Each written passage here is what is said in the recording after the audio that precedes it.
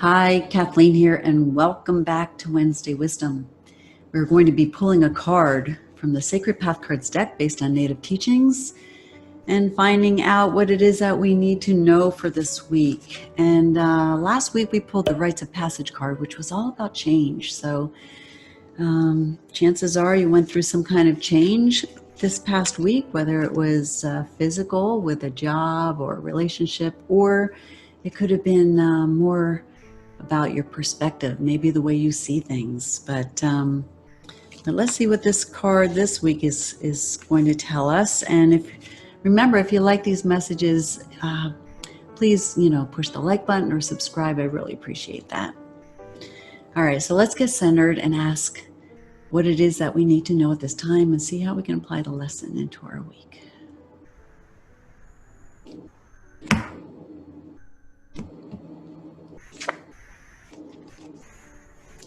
Here's our card for this week. It's Great Mystery. It's a number 37 card. 3 and 7 is a 10. 1 and 0 is a 1, which is all about new beginnings, which makes so much sense. Obviously you're going through change and there's a fresh start. Sometimes we get stuck in the void for a while. We're not sure where to go after some changes take place. But this card is saying, we're in the beginning of a new cycle.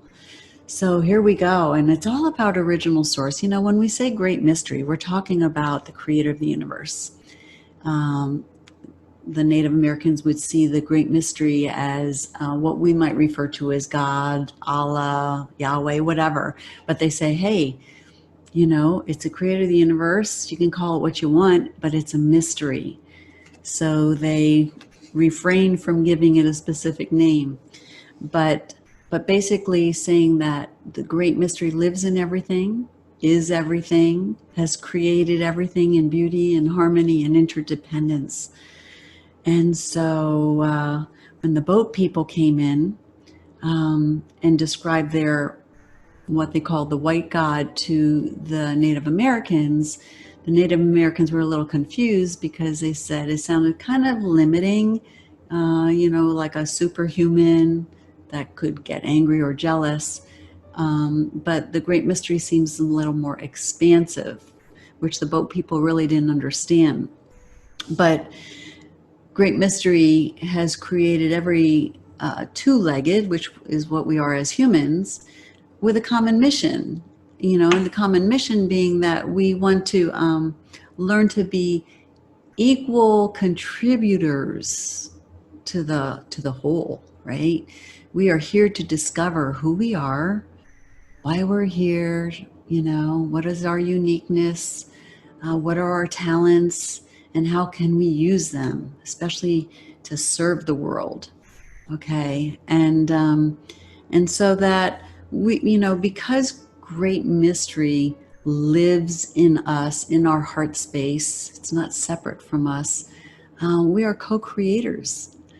We are co-creators of our life, so we need to take responsibility for all of our pains and all of our joys. Being a victim doesn't serve two-leggeds. The Native Americans say, we are here to focus on creation.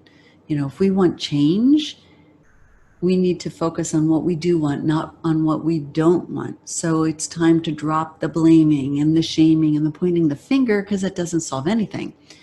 So great mystery is saying, yeah, you are creators. So what can you do to create change in a good way, in a loving way?